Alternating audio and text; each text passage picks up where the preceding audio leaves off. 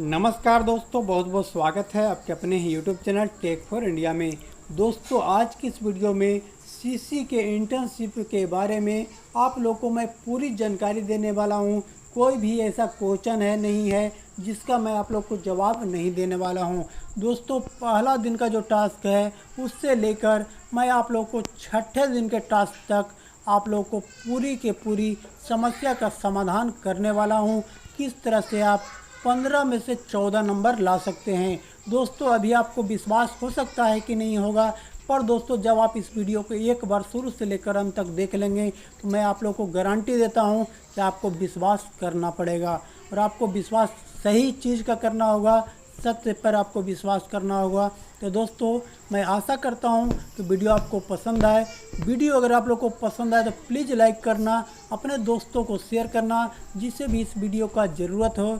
मैं ये चाहता हूं कि हमारे जो भी सब्सक्राइबर हैं, जो भी सीसी के इंटर्नशिप में हमारे गरीब लोग गए हैं, उनका रिजल्ट हो जाए और वो ज्वाइन कर लें। इससे बड़ी खुशी हमें नहीं मिल सकती है। तो दोस्तों, वीडियो शुरू करने से पहले आपसे रिक्वेस्ट है, वीडियो पसंद आए तो लाइक करें, दोस्तों को शेयर करें और इस तरह का वीडियो देखने के लिए चैनल को सब्सक्राइब करें, साथ में घंटे वाले बटन को ज़रूर दबाएं। तो चलिए वीडियो को स्टार्ट करते हैं।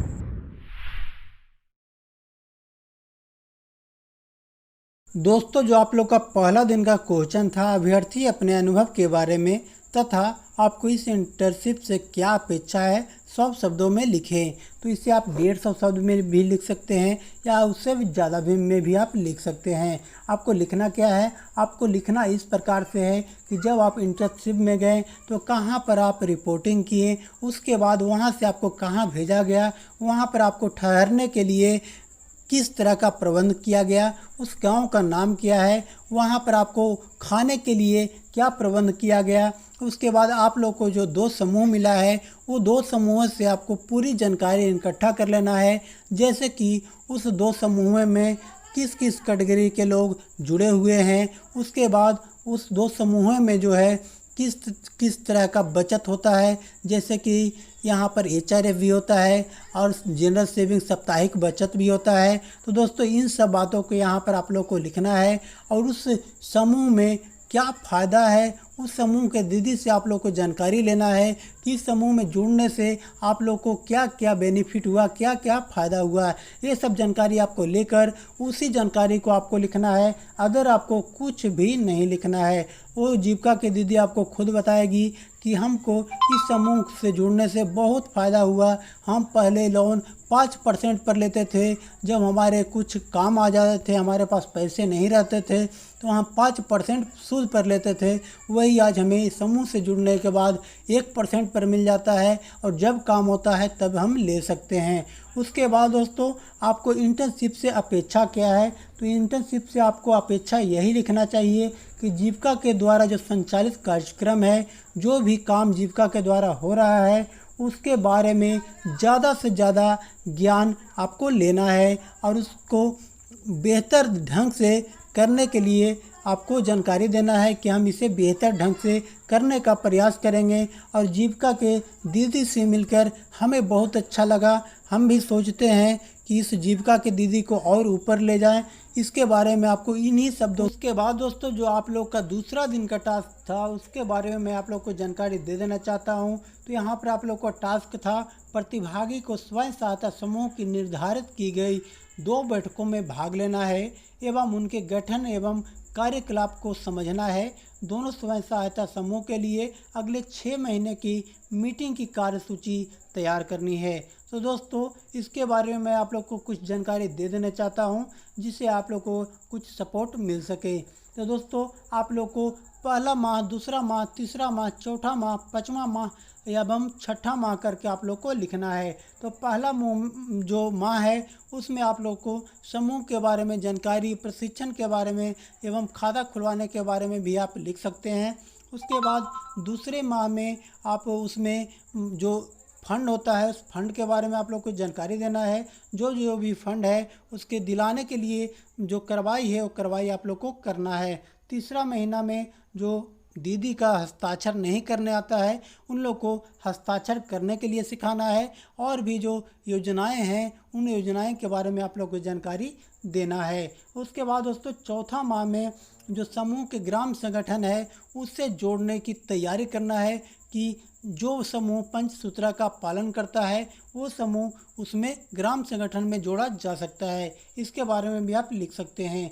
और छठा माह में आप जो अन्य स्रोतों से आप लोग के पास जो समूह के पास उपलब्ध होता है उसके बारे में, पूंजी के बारे में आप लोग को सदस्यों को जागरूक करना है कि देखिए दीदी यहाँ पर इतने हमें बेनिफिट मिले, इस प्रकार से हमें इतना बेनिफिट मिला। तो दोस्तों ये आप लोग का दूसरा टास्क भी इस तरह से कंप्लीट हो जाएगा। उसके बाद दोस्तों जो आप लोग का तीसरा दिन का टास्क था वो इस प्रकार से था।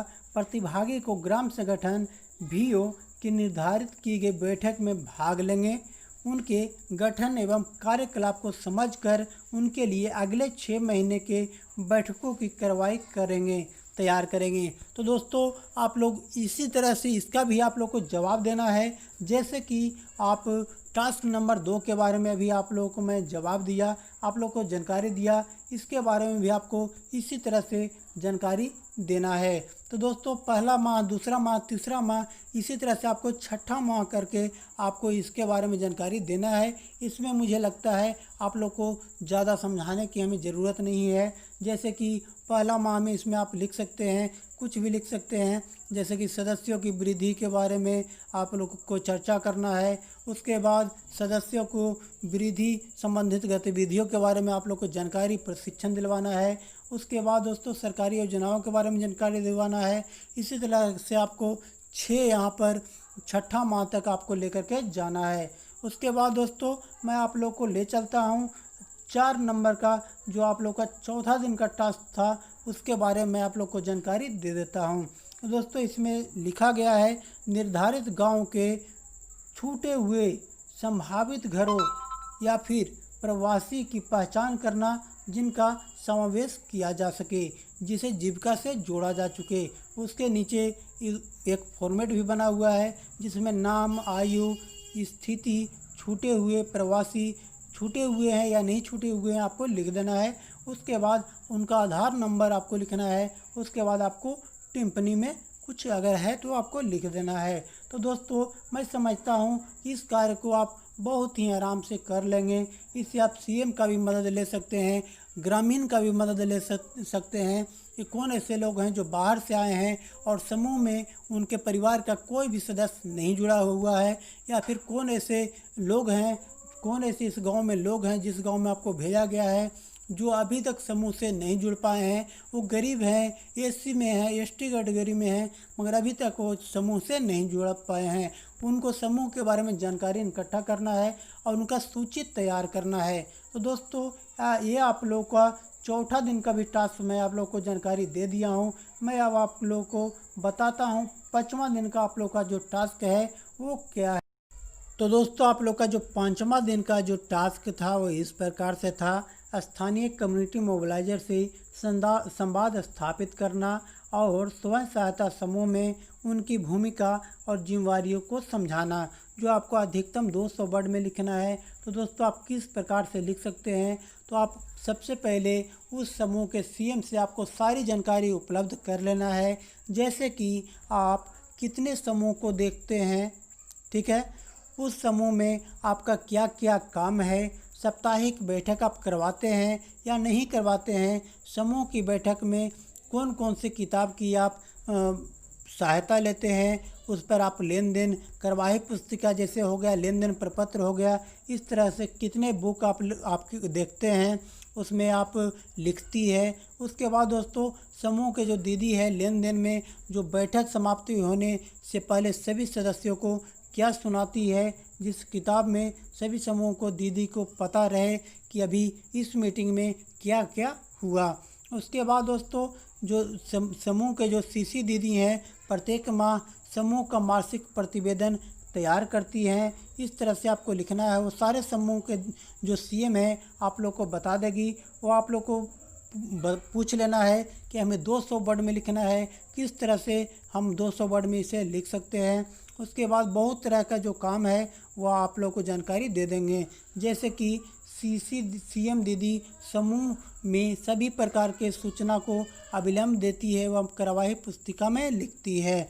उसके बाद सीएम दीदी जो है, जो कार्य क्षेत्र में कभी भी किसी भी दीदी को किसी प्रकार की समस्या होने पर उसका समाधान के लिए उसको समूह से जो भी बनता है, जो भी लेने लायक होते हैं, उन्हें उस तरह से उन्हें लोन प्रोवाइड किया जाता है कि उनका समस्या का हल किया जा सके।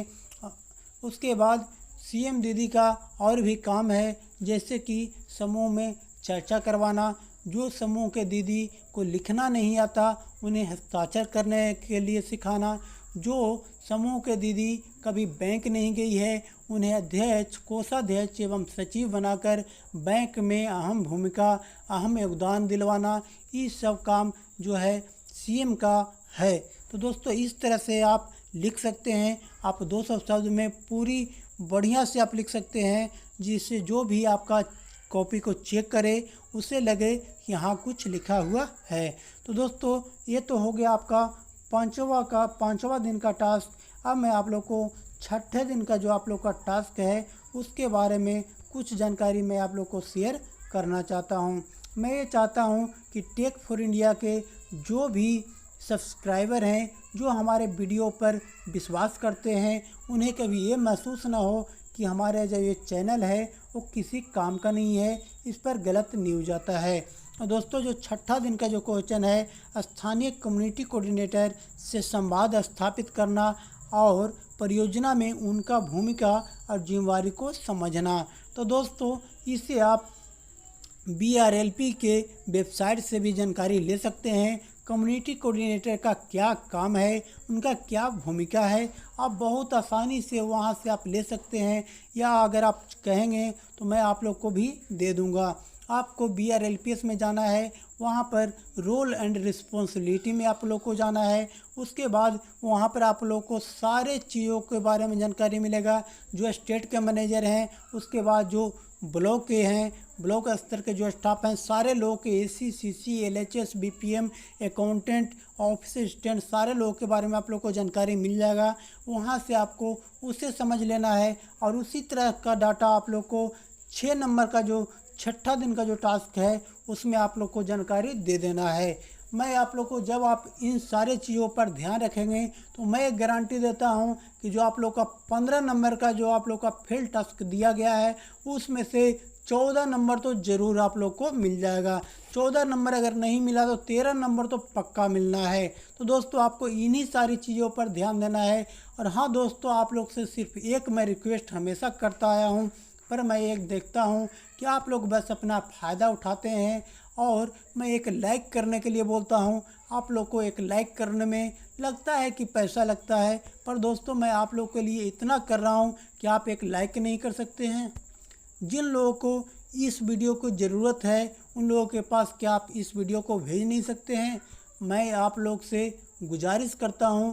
मेरा इस वीडियो बनाने का यही कारण है कि जो भी CC पद के लिए अब इंटर्नशिप कर रहे हैं उनका रिजल्ट पक्का हो। जो भी हमारे चैनल को, हमारे वीडियो को हमारे चैनल के माध्यम से देख रहे हैं, उनका जो एक पद हो उनका सुनिश्चित हो जाए। तो दोस्तों मैं आप लोग से इच्छा प्रकट करता हूं कि आप लोग वीडियो को ज़्यादा से ज़्यादा शेयर करें।